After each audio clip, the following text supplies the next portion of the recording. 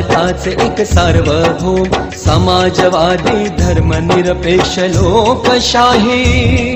गणराज्य घडवण्याचा त्याच्या सर्व नागरिकास सामाजिक आर्थिक व राजनैतिक ज्ञान विचार अभिव्यक्ती विश्वास श्रद्धा व उपासना यांचे स्वातंत्र्य दर्जाची व संधीची समानता